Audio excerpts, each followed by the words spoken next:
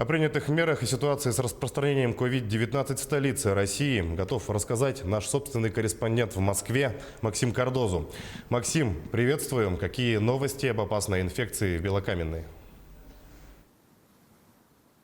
Приветствую, Сергей. Наверное, нужно начать с того, что вчера в соцсетях начала распространяться очень быстрая информация о том, что Москву городские власти собираются закрыть на карантин, то есть будет запрещен въезд и выезд из города. Конечно же, это взбудоражило людей. Москвичи бросились в магазины скупать какую-то продукцию свою, вывозить семьи за город, на даче.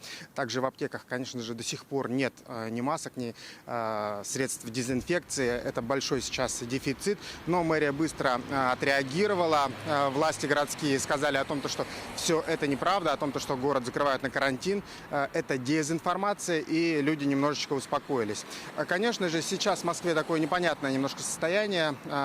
Население не знает, что будет происходить дальше. Работодатели все чаще отпускают своих сотрудников домой, работать удаленно, если такая есть возможность. Вот в нашем якутском постпредстве здесь, в столице, поступили точно так же. Давайте послушаем, что говорит постпред. Наших сотрудников, те, которые могут по роду своей деятельности работать удаленно, перевели на удаленный режим работы, отработали систему информационной безопасности, вывели рабочие места к ним домой. Значит, мы сегодня усилили и изменили режим пропуска в постпредство. Отменены все мероприятия, которые мы здесь планировали провести. Я прошу также всех, кто планировал поездки в Москву, в Санкт-Петербург, в другие регионы нашей страны, тем более за рубеж, очень хорошо подумать и желательно отказаться от этого.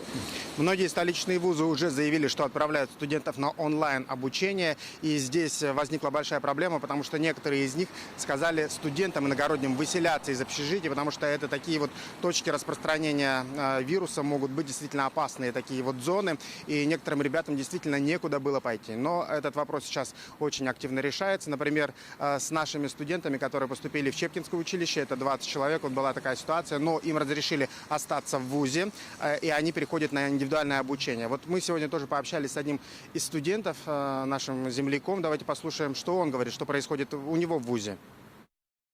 Сейчас это очень ответственное время, и по последним данным, в понедельник у нас все-таки будет экзамен, но что дальше, пока неизвестно, и эта неизвестность действительно пугает.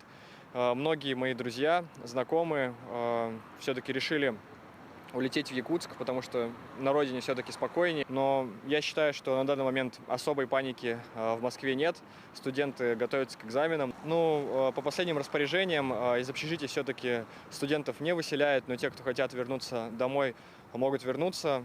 Были закуплены антисептики, проводится дезинфекция.